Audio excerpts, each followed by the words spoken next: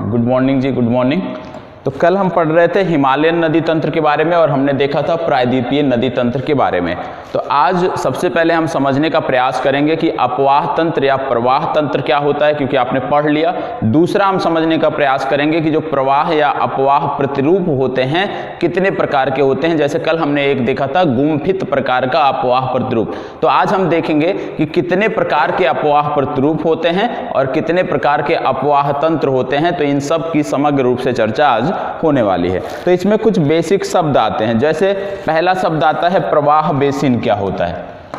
अभी अपने टॉपिक पे आने से पहले जो शब्दावलियां हैं, जैसे पहला शब्द होता है प्रवाह बेसिन। तो प्रवाह बेसिन क्या होता है ये समझने की जरूरत है।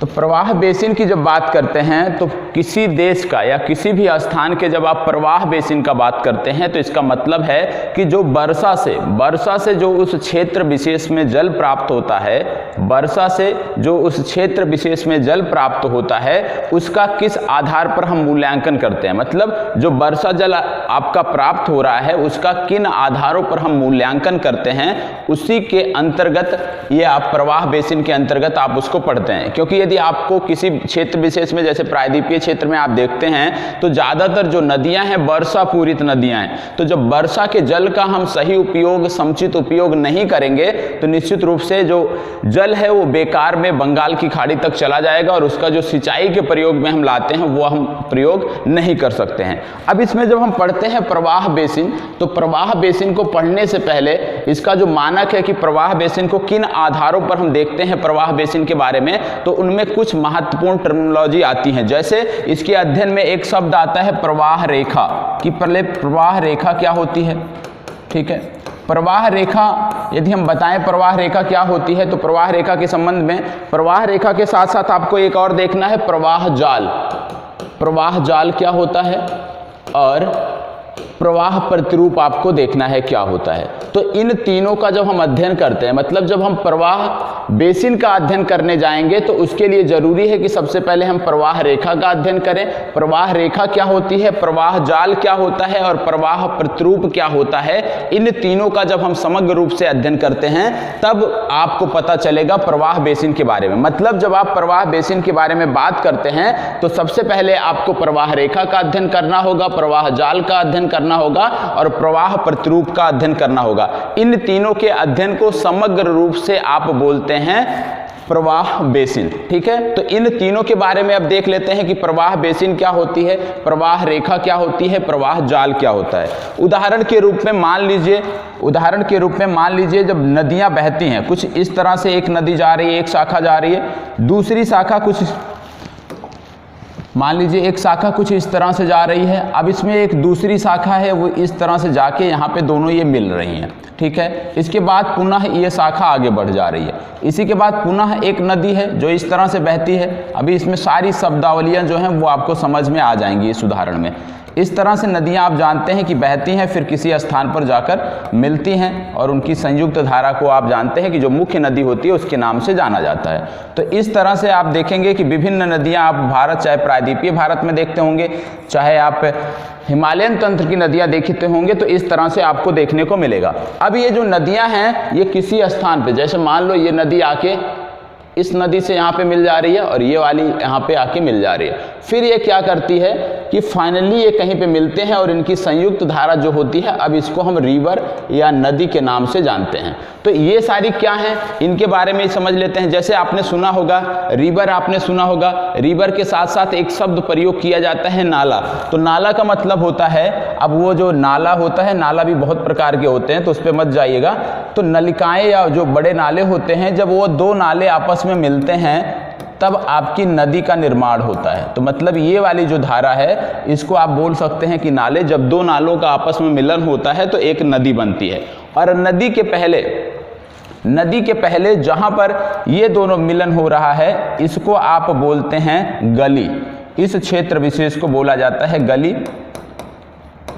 और ये जो वितरिकाएं आप देख रहे हैं, लाइन से देख रहे हैं, इनको हम बोलते हैं रिल। ठीक है, रिल बोलते हैं इनको।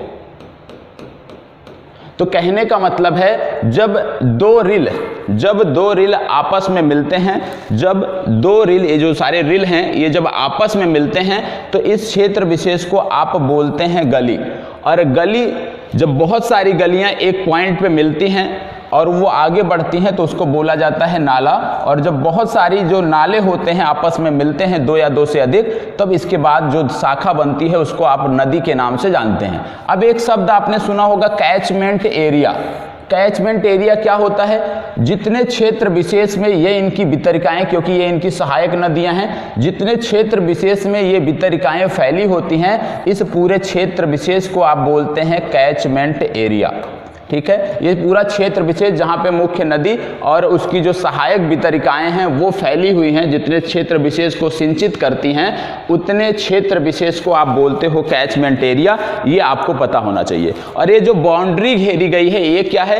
ये जो बाउंड्री है ये है वाटर डिवाइड लाइन। और आपने सुना था, मैंने बताया भी था, जल विभाजक रेखा। तो ये जो बाउंड्री है ये है जल विभाजक रेखा। अब जल विभाजक रेखा क्या होती है? जल विभाजक रेखा ऐसी रेखा कि कहने का मतलब है कि जिस स्थान पे, मान लीजिए कोई स्थान है, यहाँ पे वर्षा हो रही है, तो वर्षा का जल दो भागों में विभक्त हो जाता है। दो भागों में जब विभक्त हो जाता है किसी स्थान विशेष पे, तो उसको बोला जाता है, उस स्थान विशेष को बोला जाता है जल विभाजक रेखा या जल विभाजक क्षेत्र। तो ये जो जल विभाजक क्षेत्र है, मैंने आपको बताया था, जब भारत का मैप का आपने अध्ययन किया था तो हमने बताया था अरावली, बिंद, सतपुरा और ये जो आपका पश्चिमी घाट पर्वत है, ये भारत की प्रमुख जल विभाजक रेखा है, प्रमुख जल विभाजक है। ये मैंने आपको बताया था। तो जल विभाजक का मतलब कि वर्षा का जल एक क्षेत्र विशेष में जब पड़ता है तो वह विभाजित हो जाता है दो क्षेत्र विशेष में। जैसे मान लीजिए कोई ऊंची चोटी है, पहाड़ी है, तो इस पे वर्षा का जल गिरेगा तो दोनों तरफ जाएगा, तो इसको आप बोलते हैं जल विभाजक रेखा, जहां से वर्षा का जल दो विभिन्न क्षेत्रों में बह जाता है। ठीक है, चलिए अब आगे देखते हैं। अब हमने समझ लिया कि कैचमेंट एरिया क्या होता है और हमने समझ लिया कि नदियां कैसे बनती हैं, ये सारी चीजें हमने देख लिया।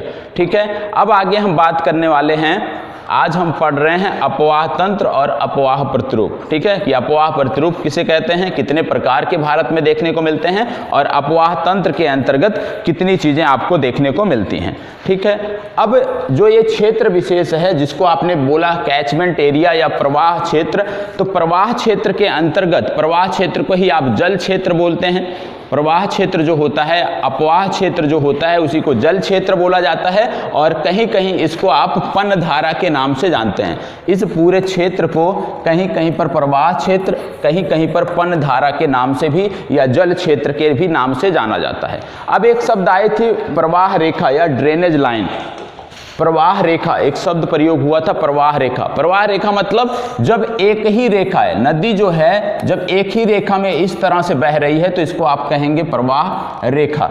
अब बात आती है प्रवाह जाल। प्रवाह जाल का मतलब हो गया जब बहुत सारी वितरिकाएं, बहुत सारी सहायक नदियां कुछ इस तरह से इसमें आके मिलती हैं तो एक जाल सा बनता है, तो इसको आप बोलते हैं प्रवाह जाल। तो प्रवाह रेखा क्या है? प्रवाह रेखा मतलब जब नदी एक अकेले, जैसे सिंधु नदी आप देखते होंगे जब मानसरोवर से निकलती है तो तिब्बत के भूभाग में एक ही लाइन में ड्रॉ होती है। इसके बाद जब ये भारत में प्रवेश करती है, भारतीय भूभाग से बाहर निकलती है, तो यहाँ पे बहुत सारी इसकी वितरिकाएं आपको मिल जाती हैं। तो सिंधु नदी प्रारंभ में क्या बनाती है? प्रवाह रेखा। बाद में क्या बनाती है? प्रवाह जाल। तो प्रवाह रेखा क्या है और प्रवाह जाल क्या है, ये आपके दो मूलभूत शब्द थे जो आपको समझने चाहिए थे।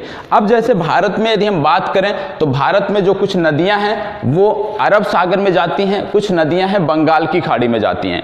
अरब सागर में जाने वाली नदियां जैसे साबरमती नदी हो गई आपकी, नर्मदा हो गई, ताप्ती हो गई, इसके बाद आप चले जाएंगे महाराष्ट्र में मांडवी नदी आपको देखने को मिल जाएगी, केरल में भी कुछ नदियां हैं।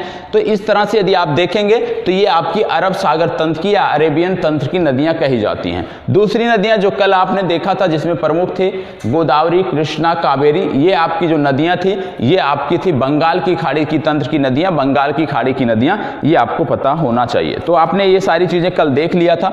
अब आगे जो आज का टॉपिक है उस पर हम आते हैं और उसकी बात करते हैं।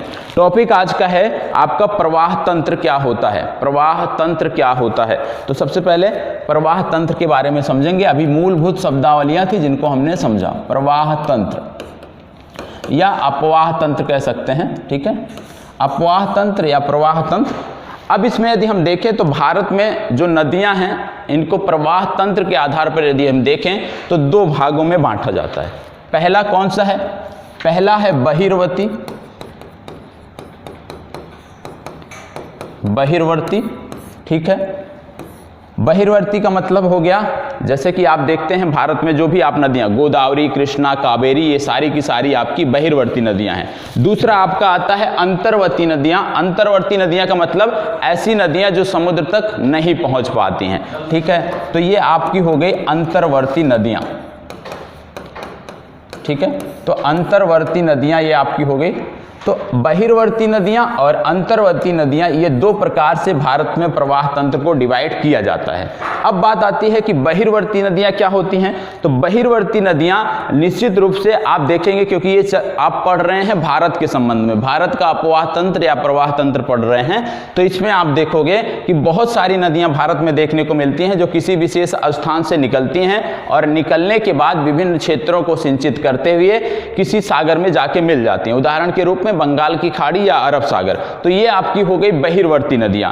अंतर्वर्ती नदियां की बात यदि हम करते हैं तो ऐसी नदियां जो आंतरिक होती हैं, मतलब उद्गम तो किसी स्थान विशेष से होता है लेकिन वो सागर तक नहीं पहुंच पाती हैं, किसी स्थल रूप में ही वो जाके विलुप्त हो जाती हैं। उदाहरण के रूप में राजस्थान में आपको बहुत सारी नदियां देखने को मिलेंगी, जैसे आप सांभर झील देखे हैं, डेबार देखे हैं, तो इसमें बहुत सारी नदियां आकर मिल जाती हैं। तो क्या है कि ये सारी की सारी आपकी अंतर्वर्ती नदियां हैं। तो ये जो भी नदियां इस तरह की होती हैं कि किसी क्षेत्र से तो निकलती हैं, भारतीय भूभाग से निकलती हैं, लेकिन किसी अंतर्वर्ती क्षेत्र में ही, किसी आंतरिक भाग में ही जाके विलुप्त हो जाती हैं, तो ऐसी जो नदियां होती हैं ये अंतर्वर्ती प्रवाह तंत्र को विकसित करती हैं, अंतर्वर्ती प्रवाह तंत्र को बनाती हैं। उदाहरण के रूप में जैसे मैंने बोला कि सांभर में आप देखेंगे, इसके बाद आप उड़ीसा में चिल्का झील में भी कुछ नदियां हैं, नाम भी मैं आपको बता दूंगा।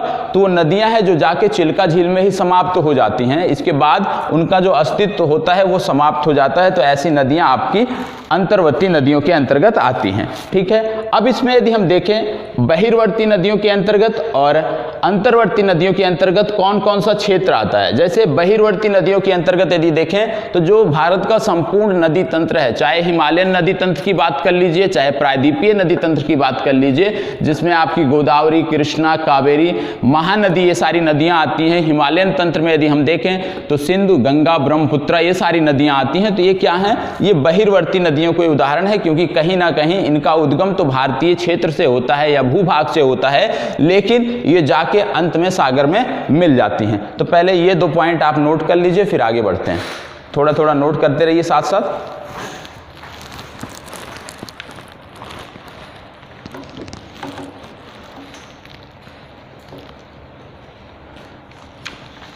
पहले वाला भी नोट करेंगे, पहले शुरू से नोट करिएगा। अभी इसको हेडिंग मत डालिएगा, प्रवाह तंत्र अभी मत डालिएगा। अभी इससे पहले जो बेसिक आपको बताया था इसको नोट करिएगा, ये वाला रील वाला क्षेत्र नोट करिएगा। तो आपको नोट करना है, किसी देश के प्रवाह बेसिन का अध्ययन, आप हेडिंग डाल सकते हैं प्रवाह तंत्र और प्रवाह प्रतिरूप। अब उसी के अंतर्गत आपको आज पढ़ना है, ठीक है। प्रवाह तंत्र या प्रवाह प्रतिरूप के अंतर्गत आपको आज पढ़ना है।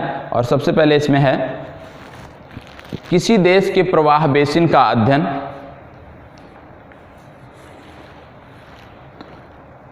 किसी देश के प्रवाह बेसिन का अध्ययन वहां के वर्षा जल संसाधन का मूल्यांकन है। वहां के वर्षा जल संसाधन का मूल्यांकन है।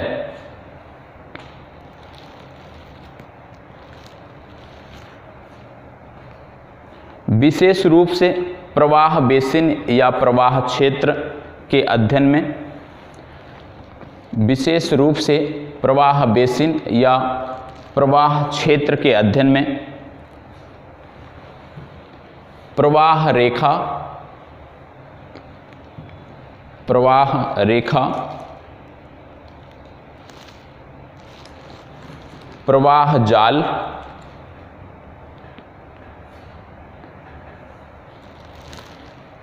प्रवाह प्रतिरूप का अध्ययन किया जाता है।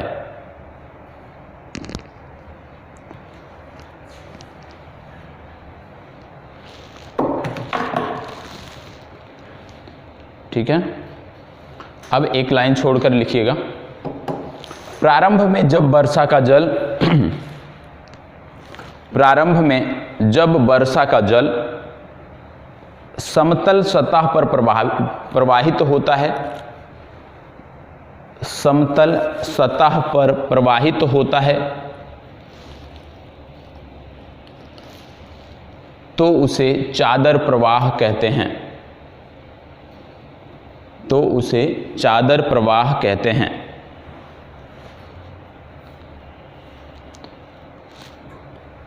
जब वह समतल सतह से नलिकाओं तक पहुंचता है,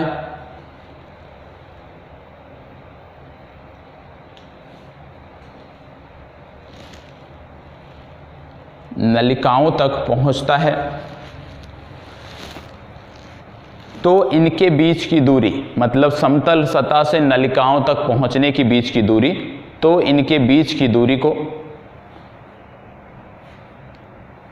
सतही प्रवाह दूरी कहा जाता है, सतही प्रवाह दूरी कहा जाता है।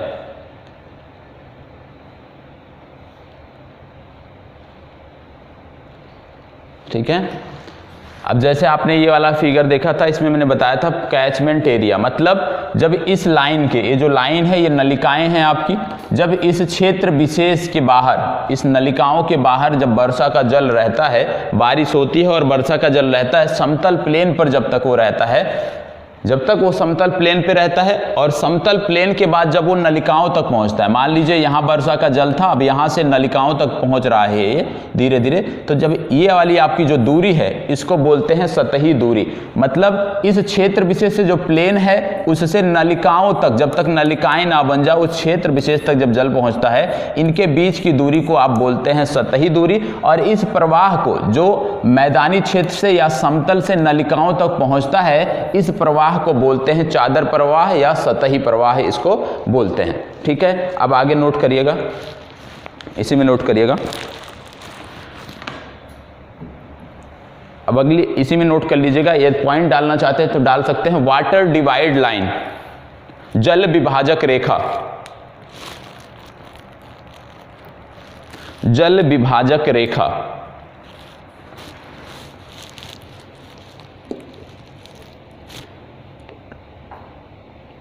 ठीक है। जल विभाजक रेखा यह एक रीढ़ सदृश आकृत होती है,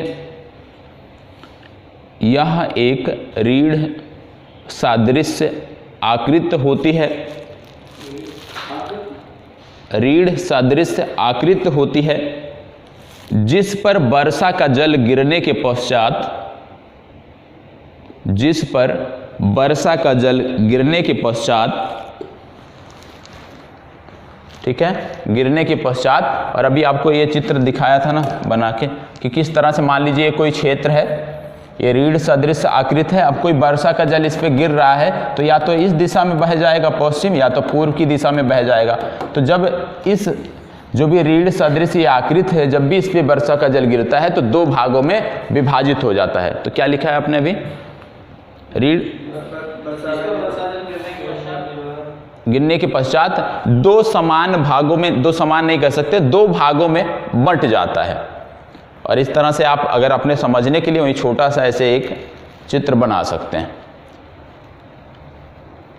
दो समान भागों में बंट जाता है। एक ऐसा बना लीजिए रफली, कम से कम याद रहेगा कि इस तरह से बारिश हो रही है, कुछ जल इधर चला जा रहा है, कुछ जल इधर चला जा रहा है, आपको भी याद रहेगा। नहीं तो रीढ़ सदृश आकृत मान लो 2 महीने बाद पढ़ते हैं तो दिक्कत होगी।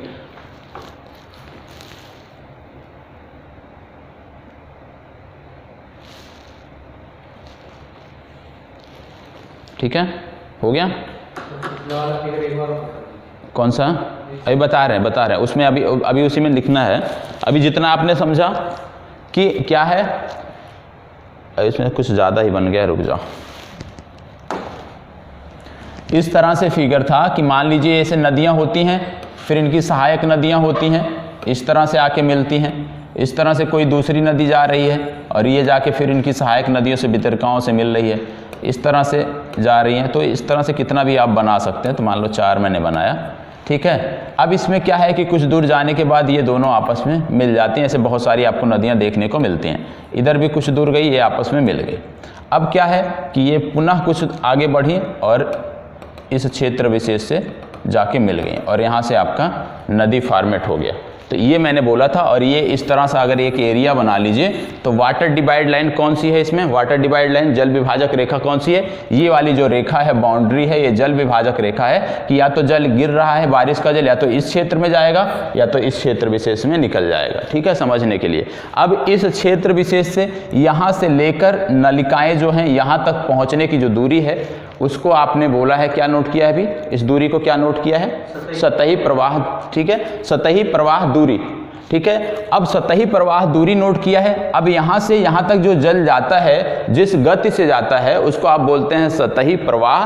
और इन दोनों के बीच की दूरी आपने नोट कर लिया है। और ये जो पूरा क्षेत्र है जिसमें नदियाँ और उसकी सहायक नदियाँ फैली होती हैं, उसको बोलते हैं कैचमेंट एरिया या प्रवाह तंत्र। ठीक है, तो ये सारी चीज़ें आपको नोट कर लेनी है। अभी एक एक लाइन नोट करते जाइए। अभी आपने सिर्फ क्या नोट किया कि जब जल यहाँ तक पहुँचता है, अभी आप नलिकाओं तक पहुँचे हैं। ठीक है, अब उसके आगे बात करेंगे तो नोट करिएगा। अब इसमें और नोट करिएगा कि इस प्रकार से वर्षा के जल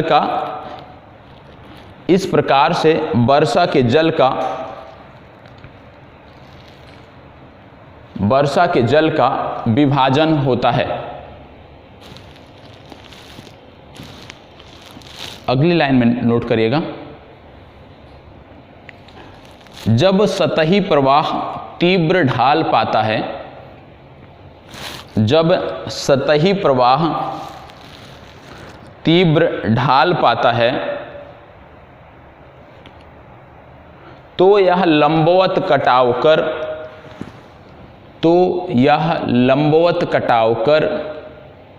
रिल का निर्माण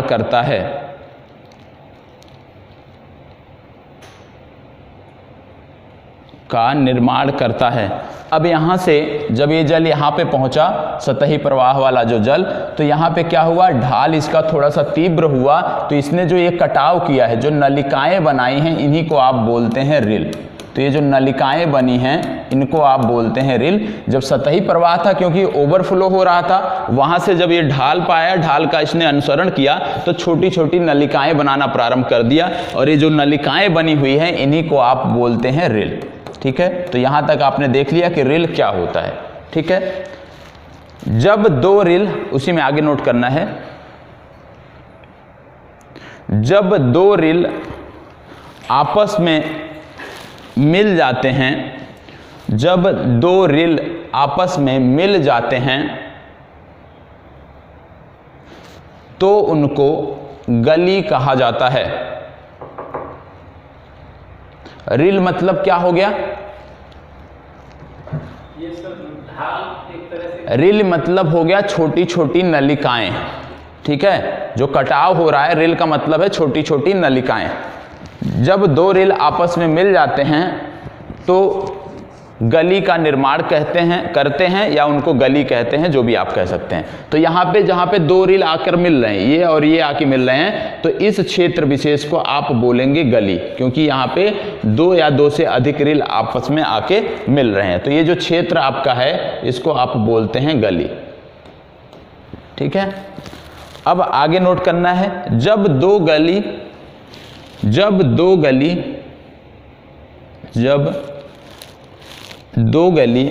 आपस में मिल जाते हैं,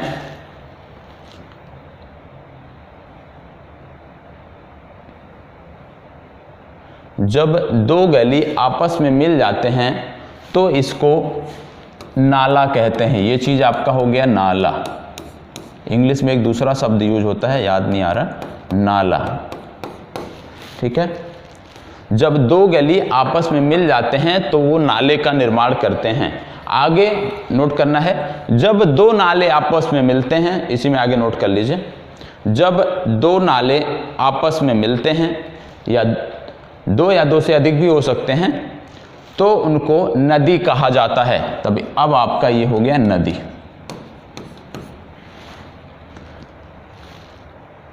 ठीक है, जब दो नाले या दो से अधिक नाले आपस में मिलते हैं तो इनको नदी कहा जाता है।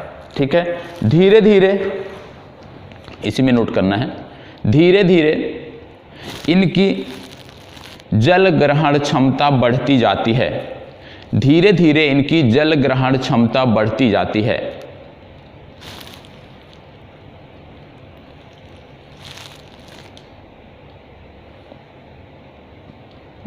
ठीक है, अब जल ग्रहण क्षमता कैसे बढ़ती जाती है? धीरे धीरे जाएंगे, जैसे आगे बढ़ती हैं नदियां, क्योंकि प्रारंभ में तो कम कटाव करती हैं, नलिकाएं छोटी होंगी। धीरे धीरे जब समय बीतता जाएगा और नलिकाएं बढ़ती जाएंगी, नलिकाएं बढ़ती जाएंगी तो जो जल होगा उसमें ज़्यादा जल वो लेकर आगे बढ़ेंगे। तो धीरे धीरे जब ज़्यादा जल लेकर आगे बढ़ेंगे तो जो जल है, जल क्षेत्र जो है उसका नदी का, वो आपको बढ़ता हुआ देखने को मिलता है। ठीक है, अब आपको इसी में नोट करना है, इसी के आगे, इस संपूर्ण क्षेत्र को प्रवाह क्षेत्र कहा जाता है, जिसको मैंने अभी बोला था कैचमेंट एरिया। इस संपूर्ण क्षेत्र को प्रवाह क्षेत्र, जल क्षेत्र या पनधारा क्षेत्र कहते हैं, तीनों एक ही नाम है। इस संपूर्ण क्षेत्र को प्रवाह क्षेत्र, जल क्षेत्र या पनधारा क्षेत्र कहते हैं। ठीक है, ये आपका हो गया कंप्लीट। अब अगला शब्द आपको नोट करना है, ड्रेनेज लाइन क्या होती है। ड्रेनेज लाइन अभी आपने देखा था प्रवाह रेखा, हिंदी इंग्लिश दोनों लिख लीजिएगा, प्रवाह रेखा।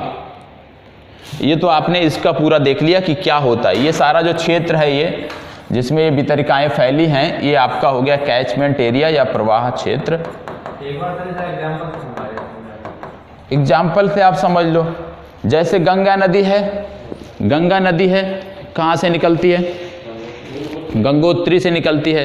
पहले अलकनंदा और भागीरथी के पूर्व भी बहुत सारी नदियां होती हैं, आपने वो भी पढ़ा था किस तरह से मंदाकिनी और ब्यास, ये सारी नदियां मिलती हैं।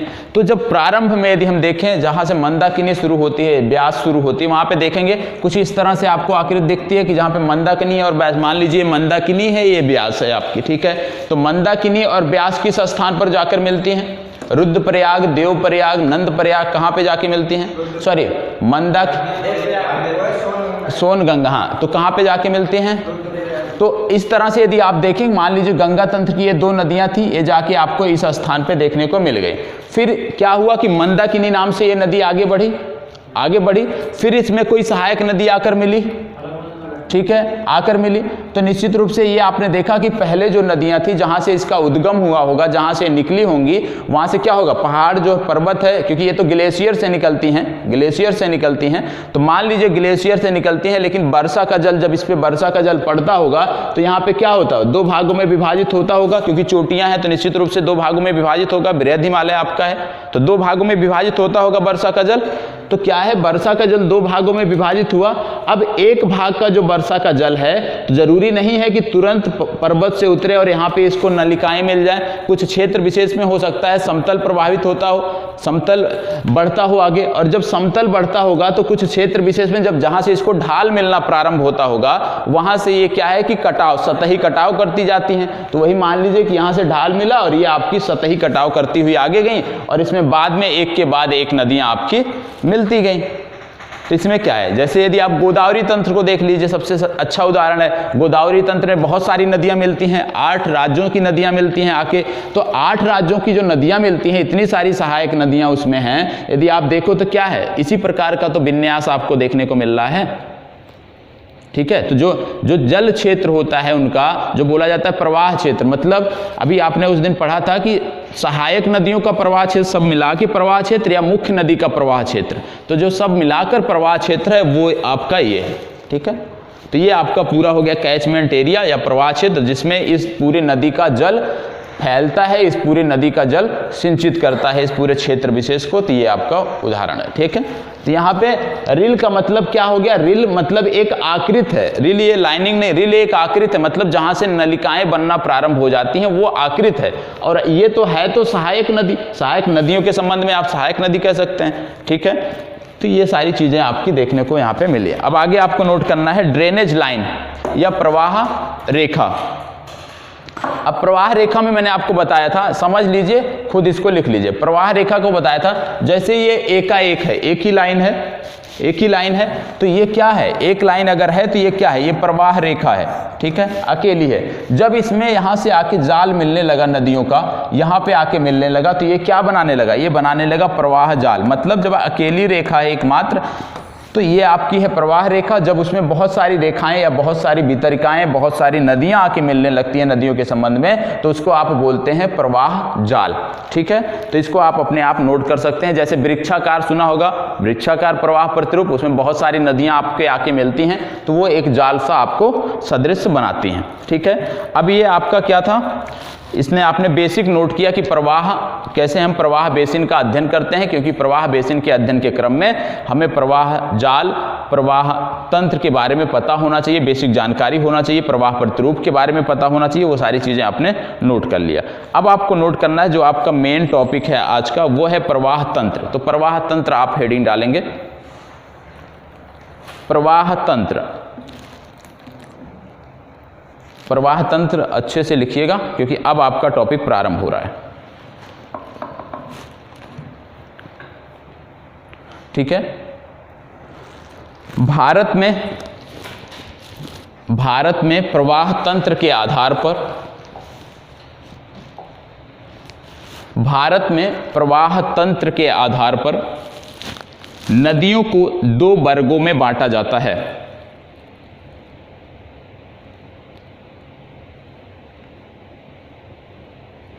भारत में प्रवाह तंत्र के आधार पर नदियों को दो वर्गों में बांटा जाता है।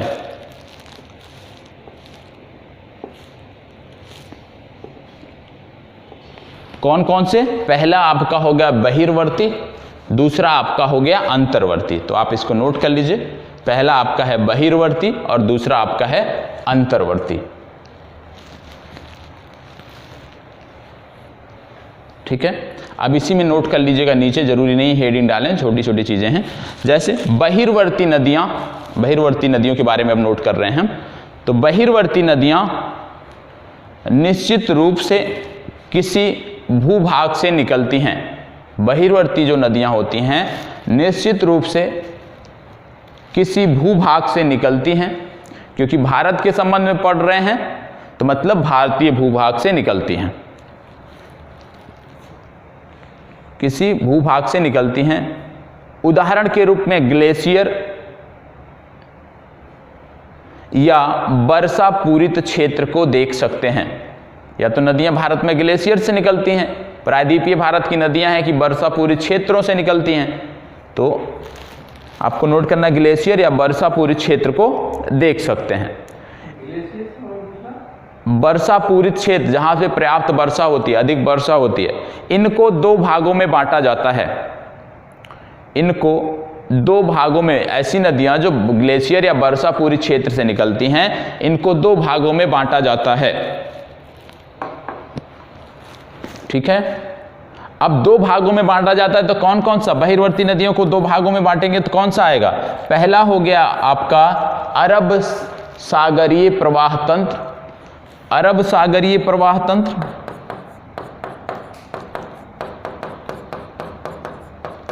अरब सागरीय प्रवाह तंत्र, और आपका दूसरा हो गया बंगाल की खाड़ी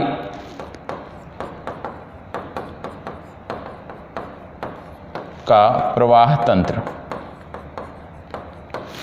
ठीक है।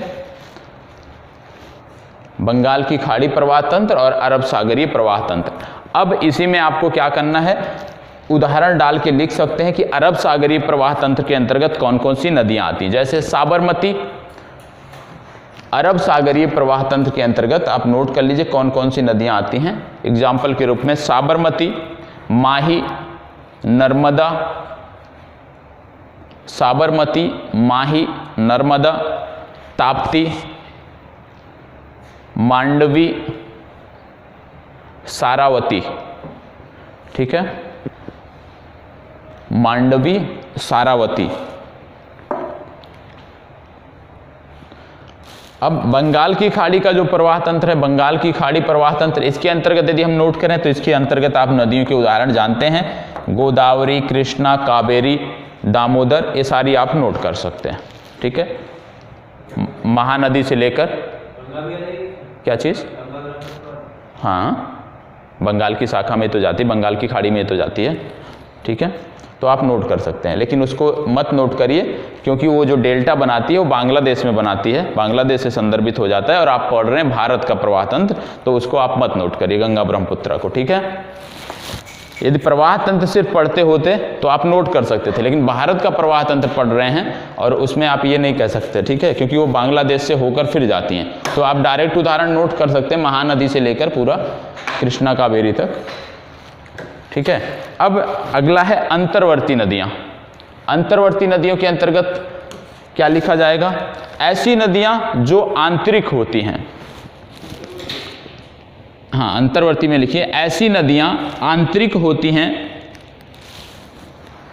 ऐसी नदियाँ आंतरिक होती हैं जो भूमि के किसी झील, जो भूमि के किसी झील या निम्न भाग में सूख जाती हैं, भूमि के किसी झील या निम्न भाग में सूख जाती हैं, ऐसी नदियां आंतरिक प्रवाह तंत्र का विकास करती हैं। ऐसी नदियां आंतरिक प्रवाह तंत्र का विकास करती हैं।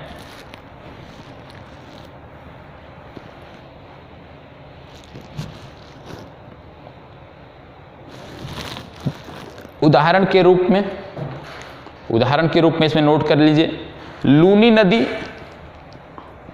बनास नदी, लूनी नदी, बनास नदी। अब ब्रैकेट में लिख लीजिएगा कि ये दोनों नदियाँ कहाँ पे सूखती हैं, ये भी पता होना चाहिए। तो कक्ष का जो रन है वहाँ पे सूख जाती हैं, तो ब्रैकेट में नोट कर लीजिएगा कक्ष का रन। क्या चीज़, हाँ सरस्वती को भी कर सकते हैं, लेकिन पहले इसको नोट कर लीजिए, लूनी और बनास। ठीक है, दूसरा इसमें उदाहरण नोट कर लीजिए, दया और भार्गवी। दया और भार्गवी नदी, ये दोनों नदियां क्या हैं, उड़ीसा के चिल्का झील में सूख जाती हैं या मिल जाती हैं। दया और भार्गवी, उड़ीसा के चिल्का झील में, हाँ ठीक है। चले अब इसमें नोट, नीचे नोट करिएगा, इस तरह से प्रायद्वीपीय पठार पर कुछ बिंदु ऐसे हैं, इस तरह से प्रायद्वीपीय पठार पर कुछ बिंदु ऐसे हैं जहां वर्षा का जल केंद्राभिसारी प्रवाह प्रणाली विकसित करता है।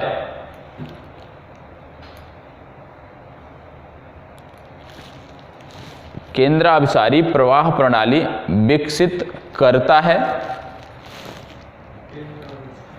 केंद्राभिसारी प्रवाह प्रणाली विकसित करता है जिससे अंतर्वर्ती प्रवाह प्रणाली का विकास होता है। अंतर्वर्ती प्रवाह प्रणाली का विकास होता है।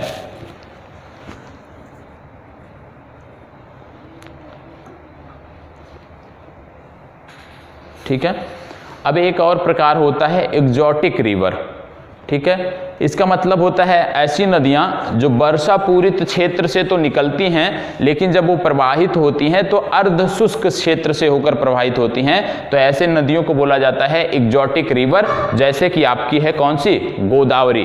गोदावरी निकलती तो वर्षा पूरित क्षेत्र से है, लेकिन जिन क्षेत्रों को ये सिंचित करती है वो अर्ध शुष्क क्षेत्र होते हैं। तो एक्सोटिक रिवर भी एक प्रकार है, ये भी आपको पता होना चाहिए। ठीक है, अब हम देखेंगे प्रवाह प्रतिरूप। प्रवाह प्रतिरूप, और ये बहुत ही महत्वपूर्ण है, इससे संबंधित प्रश्न भी आप देखते हैं प्रारंभिक परीक्षा में। तो प्रवाह प्रतिरूप हेडिंग डालना है और उसी के अंतर्गत हम समझेंगे क्या होता है। जैसे हमने कल एक पढ़ा था प्रवाह प्रतिरूप, कौन सा पढ़ा था? गुम्फित प्रकार का, कल ही तो पढ़ा था ना, गुम्फित प्रकार का। तो ये गुम्फित प्रकार क्या होता है और कितने प्रकार के देखने को मिलते हैं, उन सब की चर्चा आपको देखने को यहाँ पे मिलेगी। ठीक है, इसका मतलब क्या होता है प्रवाह प्रतिरूप का मतलब, जब एक से अधिक जो प्रवाह रेखाएं होती हैं, जब एक से अधिक जो प्रवाह रेखाएं होती हैं वो किसी स्वरूप का निर्माण करती हैं। जैसे प्रवाह रेखा क्या होती है, अभी आपने देख लिया कि ये जो आपने लाइन थी प्रवाह रेखा, प्रवाह जाल आपने देखा था। मतलब अब एक से अधिक प्रवाह रेखा है जो किसी भी प्रकार से मान लो मिलती हैं, ठीक है, और ये जो आकार बनाती हैं, जो भी आकार ये बनाती हैं, एक से अधिक रेखाएं जो आकार बनाती हैं, उसको आप बोलते हैं प्रवाह प्रतिरूप। ठीक है, तो एक से अधिक प्रवाह रेखाएं जो आकार बनाती हैं वो आपका होता है प्रवाह प्रतिरूप, सामान्य सा है। अब इसमें बहुत सारे प्रकार के होते हैं, जैसे एक प्रकार का होता है आपका अरीय प्रकार का, अरीय प्रकार। ठीक है, तो सबसे पहले एक लाइन नोट कर लीजिए कि प्रवाह प्रतिरूप क्या होता है, जो अभी आपने पढ़ा। इसके बाद फिर एक एक करके देखते हैं। जब एक से अधिक प्रवाह रेखाएं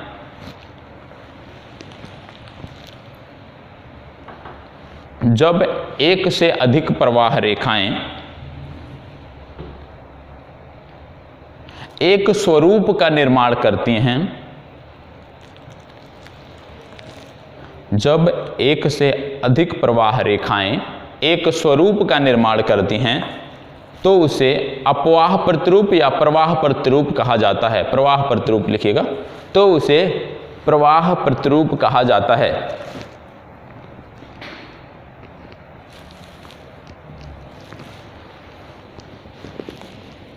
ठीक है, अब एक शब्द आता है कि क्या भारत में एक ही प्रकार के प्रवाह प्रतिरूप देखने को मिलते हैं? भारत भूमि में जो भी नदियां हैं, क्या एक ही प्रकार का सारी प्रवाह प्रतिरूप बनाती हैं या अलग अलग? अलग अलग बनाती हैं। तो उनका कारण क्या है, अलग अलग क्यों बनाती हैं? कहीं पे आपको वृक्षाकार मिलेगा, कहीं पे आपको गुम्फित मिलेगा, कहीं पे आपको आयताकार मिलेगा, ऐसा क्यों? ये सब उच्चावच के कारण। हाँ, उच्चावच में जो विषमता है भारत में, उसी के कारण जो प्रवाह प्रतिरूप हैं वो आपको अलग अलग देखने को मिलते हैं। ठीक है, तो आपको ये भी पता हो गया कि भारत का जो उच्चावच है वो विषमता से परिपूर्ण है। कहीं पे आपको ऊंची भूमि मिलती है, कहीं पे आपको नीची मिलती है। तो इसके कारण क्या है कि प्रवाह प्रतिरूप बदलते रहते हैं। ठीक है, भ्रंशन के कारण भी प्रवाह प्रतिरूप बदलते रहते हैं। अब इसमें आता है पहला अरीय प्रकार का। अरीय प्रकार का क्या होता है प्रवाह प्रतिरूप? अरीय प्रकार का, जिसको आप बोलते हैं रेडियल, ये क्या होता है? अरीय प्रकार का क्या होता है? अपकेंद्रीय या अभिकेंद्रीय। ठीक है, अब इसमें क्या है कि नदियां क्या होती हैं कि कोई एक ऊंचा स्थान है, मान लीजिए ये है, ठीक है, तो यहां से तो निकलती हैं और यहीं से चारों दिशाओं में फैल जाती हैं। तो अरीय प्रकार का क्या हो गया कि नदियां किसी ऊंचे स्थान से निकलती हैं और चारों दिशाओं में वहां से फैल जाती हैं। तो इस प्रकार का जहां पे आपको अरीय प्रतिरूप देखने को मिलता है उसको आप बोलते हैं अरीय प्रवाह प्रतिरूप। कहां पर देखने को मिलेगा? ये आपको मध्य प्रदेश में देखने को मिलेगा, अमरकंटक की पहाड़ियों पर आपको देखने को मिलेगा। ठीक है, अब अमरकंटक की पहाड़ियों पे यदि हम देखें तो सोन है, नर्मदा वहीं से निकलती है। ठीक है, तो बहुत सारी नदियां अमरकंटक की पहाड़ियों के आसपास के क्षेत्र से निकलती हैं, तो जिनमें आप सोन नदी देख सकते हैं, नर्मदा देख सकते हैं, महानदी देख सकते हैं। तो यहाँ पे यदि हम देखें तो अमरकंटक की जो पहाड़ी है वो अरीय प्रवाह प्रतिरूप का सर्वश्रेष्ठ उदाहरण है। ठीक है, तो अरीय प्रवाह प्रतिरूप क्या हो गया? किसी एक ऊंचे स्थान से नदियां निकलती हैं और वहीं से चारों दिशाओं में फैल जाती हैं। ठीक है, तो पहला आपको नोट करना है अरीय। उससे पहले आप नोट कर लीजिए उच्चावच वाली बात कि भारत का उच्चावच एवं संरचना विविध प्रकार की है। जहां नोट किए थे उसी के आगे, भारत का उच्चावच एवं संरचना विविध प्रकार की है।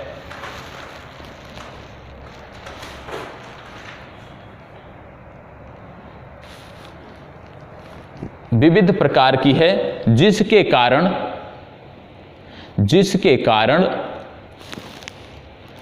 भारत के प्रवाह प्रतिरूप में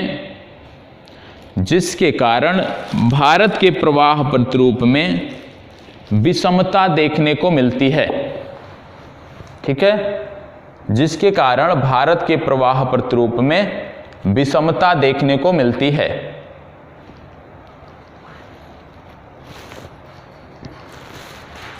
ठीक है, अब आपको पहला हेडिंग डालना है अरीय प्रवाह प्रतिरूप, जो आपने नोट किया है। तो अरीय प्रवाह प्रतिरूप क्या होता है, इसको नोट करें, इसको हेडिंग डालें। अरीय प्रवाह प्रतिरूप, जब नदियां, इसके अंतर्गत नोट करना है, ये तो आप अपने शब्दों में भी लिख सकते हैं, लेकिन लिखवा दे रहा हूं क्योंकि कुछ लोग मैसेज करते हैं कि सर लिखवा दिया करें। जब नदियां किसी ऊंचे क्षेत्र से, जब नदियां किसी ऊंचे क्षेत्र से चारों दिशाओं में प्रवाहित हों, जब नदियां किसी ऊंचे क्षेत्र से चारों दिशाओं में प्रवाहित हों तो उसे अरीय प्रवाह कहा जाता है। तो उसे अरीय प्रवाह कहा जाता है। प्रवाहित हों, अरीय प्रवाह कहा जाता है। यह स्थलाकृत द्वारा नियंत्रित, यह स्थलाकृत द्वारा नियंत्रित प्रवाह प्रतिरूप होता है। यह स्थलाकृत द्वारा नियंत्रित प्रवाह प्रतिरूप होता है।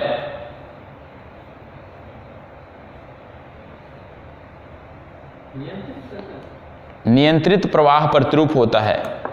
अब स्थलाकृत, क्योंकि कहीं पे उच्चावच ज़्यादा होगा, कम होगा, तो उसी आधार पे ये जो नदियां हैं उसी प्रकार से ये बहेंगी, तो इसीलिए आप कहते हैं इसको कि ये स्थलाकृत द्वारा नियंत्रित होता है। उदाहरण के रूप में एग्जाम्पल लिखिएगा। उदाहरण के रूप में मध्य प्रदेश के अमरकंटक पहाड़ियों से, मध्य प्रदेश के अमरकंटक पहाड़ियों से वर्षा का जल चारों दिशाओं में, चारों दिशाओं में सोन नर्मदा महानदी, सोन नर्मदा महानदी और हसदो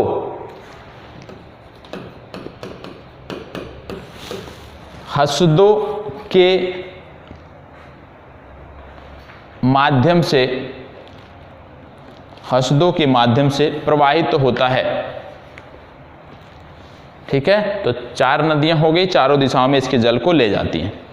इस तरह की आपको आकृति देखने को मिलेगी माउंट आबू पे भी, नीलगिरी की जो पहाड़ियां हैं वहां पर भी आपको देखने को मिलेगी। यदि आप पूर्वोत्तर भारत में चले जाएंगे तो मिकिर पहाड़ियों पर भी आपको इस तरह का प्रतिरूप देखने को मिलेगा। अब दूसरा आपका जो प्रतिरूप आता है वो है पूर्ववर्ती प्रवाह प्रतिरूप। इसको तो आप सब जानते होंगे, जानते हैं, पूर्ववर्ती प्रवाह प्रतिरूप। ये कहां पे देखने को मिलता है?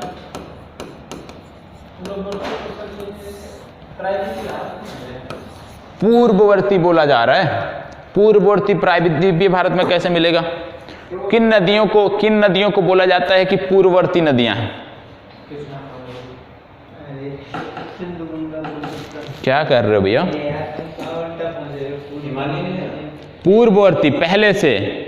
अनु मतलब होता है बाद, पूर्व मतलब होता है पहले। तो पूर्ववर्ती प्रवाह है, मतलब हिमालयन तंत्र में देखने को मिलेगा। जो हिमालय की नदियां हैं वो हिमालय से पूर्व से बहती हैं ना। हिमालय से पूर्व का मतलब जब हिमालय का विकास नहीं हुआ था उससे पहले से वो बहती आ रही हैं, उससे पहले से वो टेथी सागर में गिरती आ रही हैं। तो पूर्ववर्ती जो प्रवाह प्रतिरूप देखने को मिलेगा वो आपको हिमालयन तंत्र की नदियों में देखने को मिलेगा।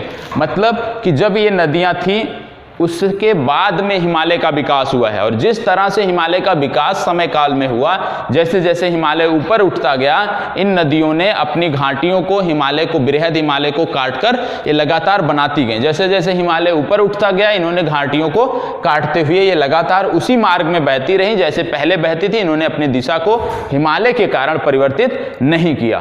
तो पूर्ववर्ती नदियों के अंतर्गत आपके जो हिमालय तंत्र की नदियां हैं वो आपकी नदियां देखने को मिलती हैं। मतलब ऐसी नदियां, यह तंत्र ऐसे क्षेत्र में देखने को मिलता है जहां की जो स्थलाकृत है वो नई है, उससे पहले उस क्षेत्र विशेष में वो नदियां प्रवाहित होती रही हैं और स्थलाकृत में विभिन्नता के बावजूद भी, विषमता के बाद भी उन्होंने अपने मार्ग को परिवर्तित नहीं किया है। ठीक है, तब इसको नोट कर लीजिएगा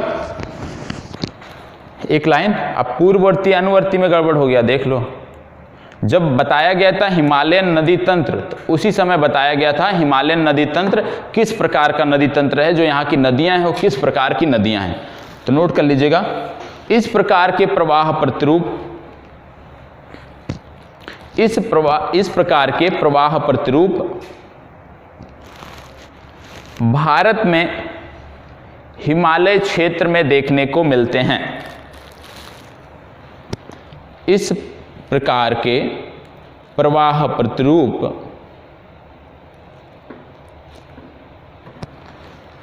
भारत में हिमालय क्षेत्र में देखने को मिलते हैं,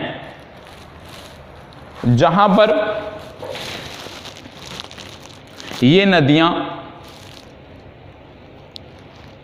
प्राचीन भौगर्भिक काल से, जहां पर ये नदियां प्राचीन भौगर्भिक काल से प्रवाहित हो रही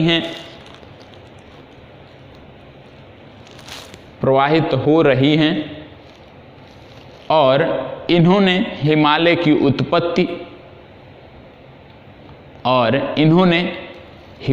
उत्पत्ति के बाद भी अपने मार्ग को परिवर्तित नहीं किया। हिमालय की उत्पत्ति के बाद अपने मार्ग को परिवर्तित नहीं किया। ठीक है, अब एक शब्द यहाँ पे आपको समझने की ज़रूरत है। जैसे यदि हम बोलें हिमालय, आप जानते हैं 3 भागों में बोला जाता है इसको, बृहद, मध्य और आपका शिवालिक। ठीक है, अब इसमें यदि हम देखें तो यदि हम कहें कि जो यमुना नदी है ये बृहद हिमालय के संबंध में यदि हम बात करें तो क्या पूर्ववर्ती है या अनुवर्ती है। जैसे हम बात करें कि यमुना नदी, हमने देखा कि ये जो नदियां हैं जो हिमालयन तंत्र से निकलती हैं, ये पूर्ववर्ती नदियां हैं क्योंकि उस भूभाग के पूर्व से ये बहती आ रही हैं, बाद में उस भूभाग का निर्माण हुआ है। लेकिन जब हम ये बात करते हैं कि क्या यमुना नदी बृहद हिमालय के संबंध में पूर्ववर्ती नदी है या नहीं, क्यों नहीं है? क्योंकि ये हिमालय के बनने के बाद में होगी। ये जो नदी है, उत्तर इसका क्या होगा कि ये जो नदी है यमुना, ये बृहद हिमालय से नहीं निकलती है। ठीक है, बृहद हिमालय से नहीं निकलती, मध्य से निकलती है।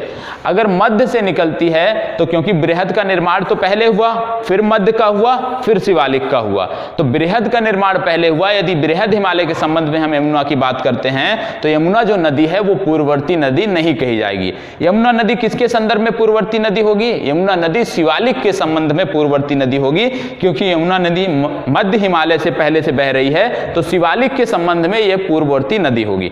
तो पूर्ववर्ती क्या है कि जिस क्षेत्र विशेष की बात हो रही है, जिस क्षेत्र विशेष से संबंधित है, उस क्षेत्र विशेष का यदि निर्माण नदियों के निकलने के बाद, नदियों के उद्गम के बाद हुआ है तो वो पूर्ववर्ती होंगी अथवा पूर्ववर्ती नदी नहीं होंगी। तो यमुना जो है, यमुना की यदि हम बात करें तो बृहद हिमालय के संबंध में यमुना नदी पूर्ववर्ती नदी नहीं है।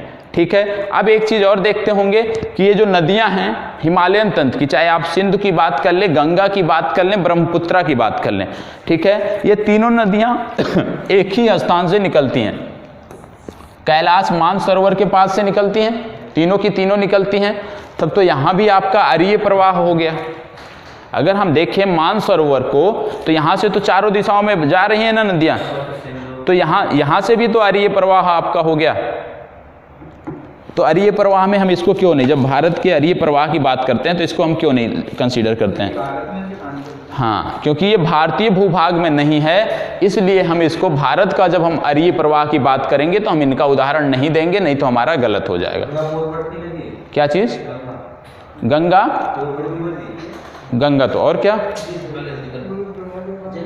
देखो मैंने क्या बोला कि यदि बृहद से कोई निकल रही है, बृहद के पूर्व से कोई नदी आ रही बाहर से, ठीक है, तो वो बृहद के संबंध में पूर्ववर्ती हो गई। बृहद के बाद मध्य बना, मध्य के बाद शिवालिक बना। तो जो नदियां मध्य से निकल रही हैं वो शिवालिक के संबंध में पूर्ववर्ती होंगी, ना कि बृहद के संबंध में पूर्ववर्ती होंगी।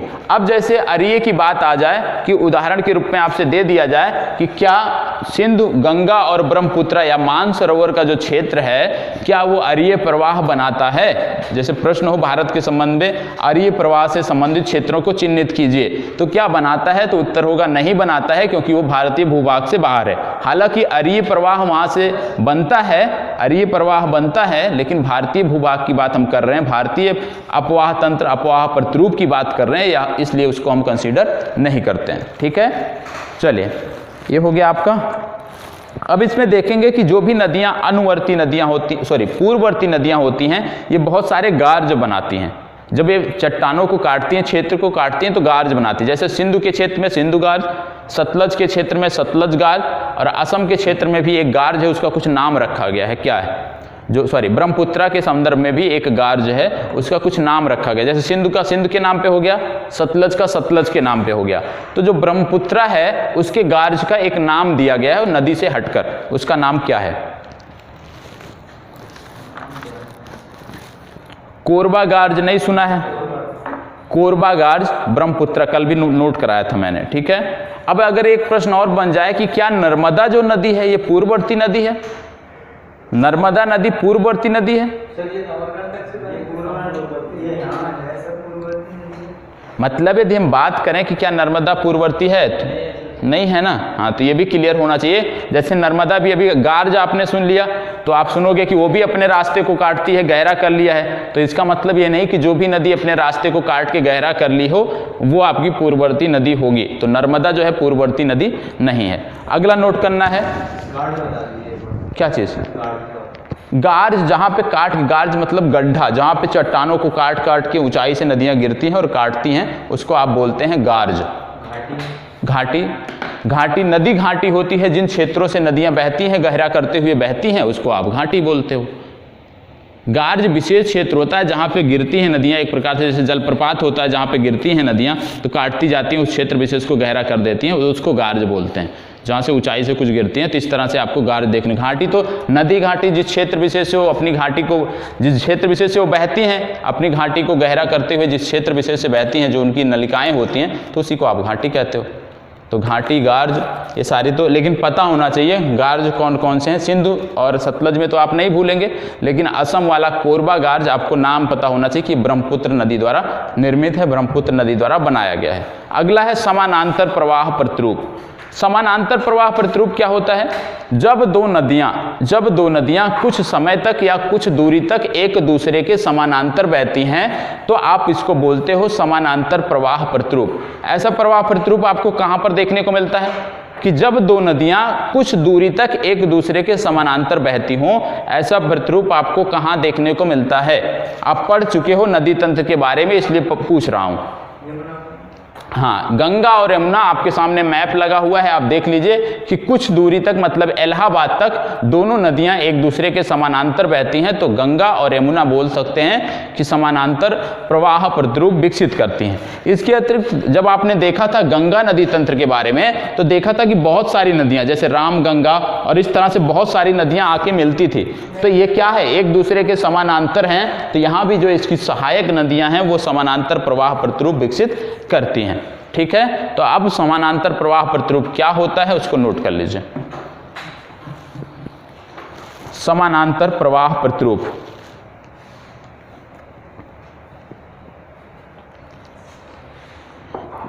इस प्रकार के प्रवाह प्रतिरूप का विकास, इस प्रकार के प्रवाह प्रतिरूप का विकास, इस प्रकार के प्रवाह प्रतिरूप का विकास मध्य और निचले गंगा के मैदानों में देखने को मिलता है। मध्य और निचले गंगा के मैदानों में देखने को मिलता है। मध्य और निचले गंगा के मैदानों में देखने को मिलता है। ठीक है, जहां पर नदियां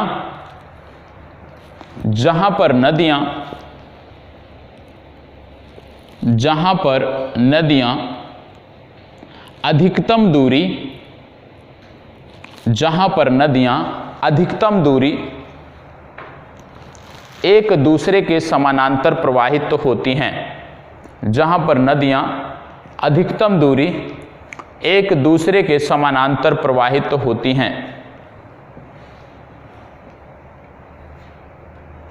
जहां पर नदियां अधिकतम दूरी एक दूसरे के समानांतर प्रवाहित होती हैं। उदाहरण के रूप में आप लिख सकते हैं कि आपके सामने मैप है, गंगा और यमुना,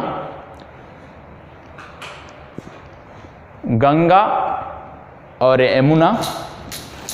इसके बाद गंगा की जो सहायक नदियां हैं, जिसमें रामगंगा देखेंगे आप, गंडक देखेंगे आप, कोसी देखेंगे आप, तो एक दूसरे के समानांतर ये प्रवाहित होती हैं जब ये गंगा में आके मिलती हैं। तो इसमें आप नोट कर सकते हैं रामगंगा, काली, गंडक और कोसी, ये चारों आपस में एक दूसरे के समानांतर हैं। तो गंगा यमुना एक दूसरे के समानांतर हैं। इसके बाद रामगंगा, काली, गंडक और कोसी, ये चारों एक दूसरे के समानांतर हैं और ये समानांतर प्रवाह प्रतिरूप विकसित करती हैं। ठीक है। अगला है वृक्षाकार। अगला आपका है वृक्षाकार प्रवाह प्रतिरूप। वृक्षाकार प्रवाह प्रतिरूप। ठीक है।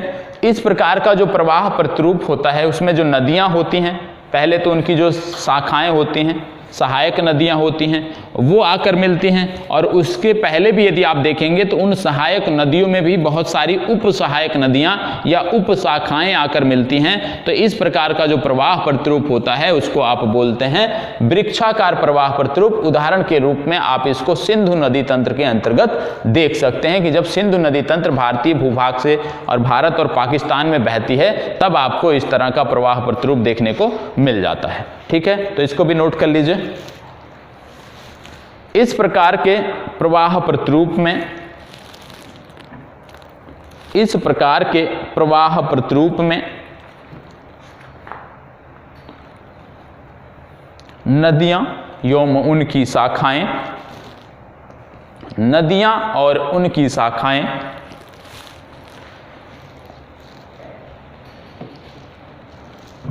नदियां एवं उनकी शाखाएं और उप शाखाएं, नदियां एवं उनकी शाखाएं और उप शाखाएं मिलकर वृक्ष सदृश, मिलकर वृक्ष सदृश प्रतिरूप बनाती हैं, वृक्ष सदृश प्रतिरूप बनाती हैं। उदाहरण के रूप में सिंधु और गंगा। ठीक है। अब अगला आपका है आंतरिक प्रवाह प्रतिरूप। आंतरिक प्रवाह प्रतिरूप क्या होता है? आंतरिक प्रवाह प्रतिरूप क्या होता है? ऐसा प्रवाह प्रतिरूप जहां पे जो नदियां हैं कुछ समय के लिए गायब हो जाती हैं और पुनः उभरकर सामने आ जाती हैं। और इस तरह की जो आकृति है ये आपको कहाँ देखने को मिलेगी? ये जो एक क्षेत्र होता है भाबर का क्षेत्र जिसको बोलते हैं, वहाँ पर देखने को मिल, भाबर का क्षेत्र होता है जहाँ पर देखने को मिलता है। जहाँ पे जब हिमालय, मान लीजिए किसी पर्वतीय क्षेत्र से नदियाँ निकलती हैं तो जब प्रवेश करती हैं उस क्षेत्र विशेष में जहाँ पे बड़े बड़े बोल्डर होते हैं, बड़ी बड़ी चट्टानें होती हैं, तो वहाँ पे विलुप्त हो जाती है क्योंकि वो पत्थरों के नीचे से उनकी धारा बहती है और पुनः किसी क्षेत्र विशेष में, भाबर के बाद जो क्षेत्र आता है वहाँ से उभरकर सामने आ जाती हैं। तो इस प्रकार की जो नदियां हैं वो आंतरिक प्रवाह प्रतिरूप विकसित करती हैं और इस प्रकार की नदियां आपको उत्तराखंड के उत्तरी भागों में और नेपाल के दक्षिणी भागों में देखने को मिल जाएंगे। ठीक है, तो इसको भी नोट कर लीजिए, आंतरिक नदी प्रवाह प्रतिरूप। जो लोग ऑनलाइन देख रहे हैं, जितनी देर आपका बफरिंग हुआ है, नहीं चला है, परेशान होने की जरूरत नहीं है। वीडियो की लिंक आपको शेयर कर दी जाएगी, आप वहां से जो आपका छूटा है कवर कर सकते हैं। ठीक है, चलो आंतरिक प्रवाह प्रतिरूप, यह विशेष रूप से भाबर क्षेत्र में देखने को मिलता है। यह विशेष रूप से भाबर क्षेत्र में देखने को मिलता है।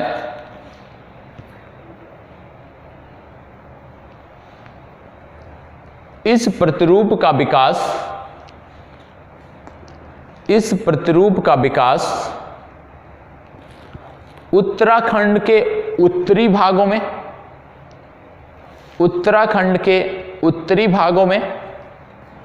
और नेपाल के दक्षिणी भागों में हुआ है। नेपाल के दक्षिणी भागों में हुआ है।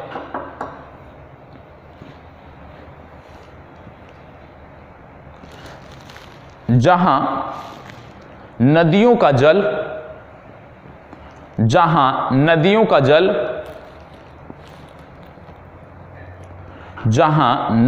जल बड़े बड़े पत्थरों या बोल्डरों से होकर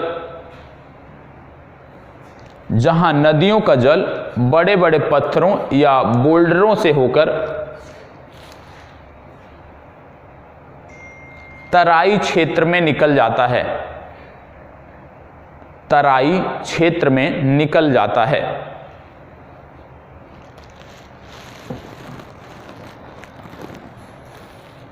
ठीक है। अब अगला है आपका अंतःस्थलीय प्रवाह प्रतिरूप। इसको आप स्वयं से लिखेंगे, अंतःस्थलीय प्रवाह प्रतिरूप। मैं बता देता हूं, इसको आप स्वयं से लिखेंगे। अंतःस्थलीय का मतलब क्या हो गया? ऐसा प्रवाह प्रतिरूप जहां पे जो नदियां हैं वो सागर तक नहीं पहुंच पाती हैं, स्थल के ही किसी भूभाग में वो समाप्त हो जाती हैं या सूख जाती हैं, तो ऐसे को आप बोलते हैं स्थलीय प्रवाह, अंतःस्थलीय प्रवाह प्रतिरूप। उदाहरण के रूप में आपको लूनी नदी अभी मैंने बताया था, ठीक है। लूनी के बाद दया और भार्गवी नदी बताया था उड़ीसा की, तो 3 नदियों का आप उदाहरण, सरस्वती का भी आप उदाहरण दे सकते हैं।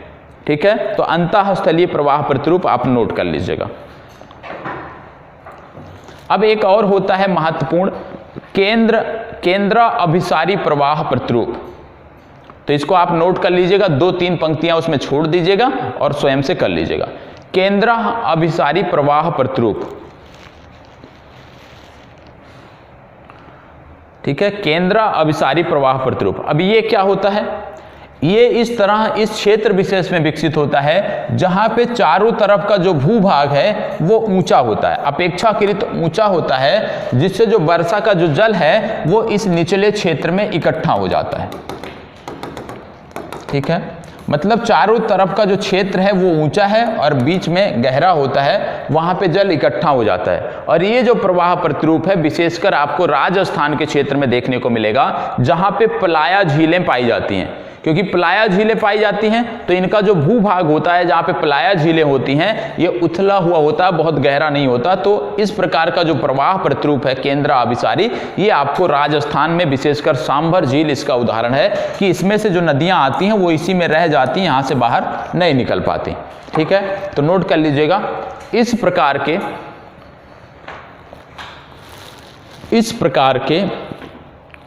प्रतिरूप का कारण, इस प्रकार के प्रतिरूप का कारण क्षेत्र विशेष का उच्चावच है, क्षेत्र विशेष का उच्चावच है।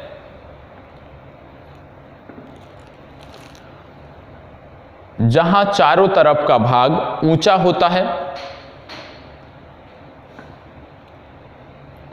जहां चारों तरफ का भाग ऊंचा होता है और वर्षा का जल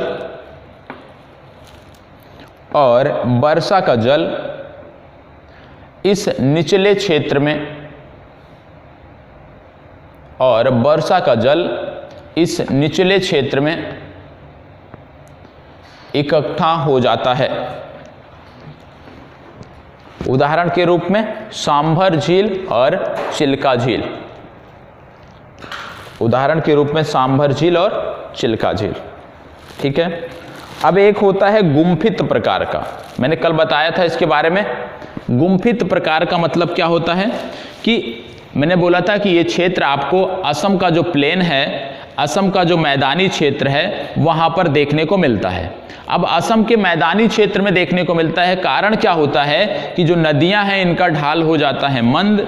ढाल मंद होने के कारण जो ये अपने साथ लेकर आती हैं निक्षेप, उनका रास्ते में ही निक्षेपण करने लगती हैं और नदियां जलस्तर भी कम होता है और ये कई भागों में बंट जाती हैं और पुनः कुछ दूरी चलने के बाद ये जाकर अपनी मुख्य शाखा से मिल जाती हैं। तो गुम्फित में क्या होता है, पहले तो नदियां बिछुड़ती हैं फिर जाकर आपस में मिल जाती हैं। तो इस प्रकार का जहां भी आपको देखने को मिलेगा प्रतिरूप तो उसको आप कहेंगे गुम्फित प्रकार का, और ये विशेषकर आपको असम क्षेत्र में देखने को मिलता है। तो गुम्फित में इतना याद रखना है कि पहले नदियां बिछुड़ती हैं पुनः जाके आपस में मिल जाती हैं, तो इस प्रकार के प्रतिरूप को आप बोलते हैं गुम्फित प्रकार का।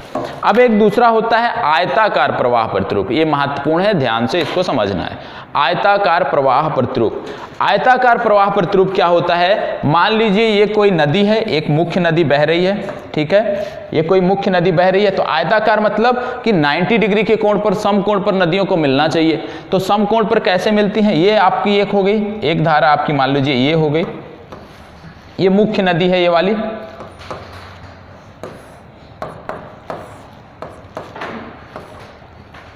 यहाँ पे मान लीजिए मिलती है और इस तरह से ये 90 मुख्य धारा से जाके मिल जाती है और यहाँ पे 90 जाके मिल जाती है। अब कारण क्या है, अब इसमें तो आपने समझ लिया कि आयताकार क्या होगा कि जहाँ पे नदियाँ 90 डिग्री के कोण पे जाके मुख्य नदी से मिलती हैं। तो ये आपका 90, ये आपका 90, ठीक है। अब क्या हो गया कि कैसे इसमें जाते हैं, ये महत्वपूर्ण है कि इस प्रकार का तो कैसे बन सकता है। मान लीजिए यदि हम देखें तो कोई ढाल, यदि मान लीजिए ये आपकी उत्तर दिशा है, ये आपकी दक्षिण है, तो कोई ढाल यदि उत्तर से दक्षिण की तरफ है, जो मुख्य नदी है वो उत्तर से दक्षिण बह रही है, तो किस प्रकार से इसकी सहायक नदियां पूर्व से पश्चिम या पश्चिम से पूर्व बह सकती हैं। इसका कारण होता है भ्रंशन, ठीक है। इस क्षेत्र विशेष में जो स्थलाकृत होती है वो भ्रंशित होती है और भ्रंशित स्थलाकृत के कारण आपको ये उदाहरण विभिन्न क्षेत्रों में देखने को मिलता है। तो ये भ्रंशित क्षेत्र होता है विशेषकर, जिसके कारण भ्रंश होते हैं और वो 90 डिग्री के एंगल पर होते हैं, जिससे इस प्रकार के प्रतिरूप का निर्माण होता है। तो सिर्फ आपको इतना याद रखना है कि इस प्रकार का जो प्रवाह प्रतिरूप बनेगा उसमें जो सहायक नदियां होंगी वो 90 डिग्री के कोण पर मिलती हैं। उदाहरण के रूप में रांची एक स्थान है, रांची में आपको एक नदी देखने को इससे मिल जाएगी, उसका नाम है कनहर नदी। कनहर नदी रांची में इसका उदाहरण है। कोसी को भी आप देख सकते हैं, लेकिन कनहर मुख्य उदाहरण कनहर है, क्योंकि इसमें आप देखेंगे तो इसकी 4 से 5 वितरिकाएं हैं जो 90 डिग्री के एंगल पर आपको आके मिलती हैं। तो कनहर इसका महत्वपूर्ण उदाहरण आप दे सकते हैं, ठीक है। इसके अतिरिक्त तेलंगाना के पठार में भी ऐसा नहीं है कि सिर्फ एक ही जगह मिलती हैं, छोटा नागपुर के पठार हो गया, तेलंगाना का पठार हो गया, इन सब जगहों पर इस प्रकार की नदियां आपको देखने को मिल जाती हैं, ठीक है। लेकिन कोई भी जो हमारी मुख्य नदी है एक प्रकार से कह लीजिए, उसमें इस प्रकार का प्रतिरूप देखने को नहीं मिलता है। तो अभी तक जो आपने पढ़ा है 2 प्रश्न आप लिख सकते हैं, क्या क्या, कि भाई यदि आ गया कि भारतवर्ष में प्रवाह तंत्र पर टिप्पणी लिखिए, प्रवाह तंत्र के बारे में बताइए, तो प्रवाह तंत्र के बारे में आप आसानी से बता सकते हैं। दूसरा क्या है कि प्रवाह प्रतिरूप के बारे में यदि आपसे बोल दिया जाए कि टिप्पणी लिखिए, तो प्रवाह प्रतिरूप पर भी आप लिख सकते हैं। यदि बोला गया कि प्रवाह तंत्र की व्याख्या करें, तो प्रवाह तंत्र में आप क्या बताएंगे। प्रवाह तंत्र की व्याख्या करने की बात आ गई तो प्रवाह तंत्र में आप क्या बताएंगे। सबसे पहले आप शाखा बता देंगे। 2 शाखाओं में नदियां जाके अरब सागरियन हो गई, बंगाल की खाड़ी हो गई, फिर इनकी एक एक नदियों को लेकर उसके जो महत्वपूर्ण बिंदु हैं उसकी आप व्याख्या कर देंगे, ठीक है। अब आपका जो ये टॉपिक था ये वाला आपका समाप्त होता है। अब आपके कुछ आप जानते हैं कि आज से मैंने बोला था कि आपको करंट अफेयर्स के भी कुछ टॉपिक दूंगा। तो जैसे कि आप सबके पास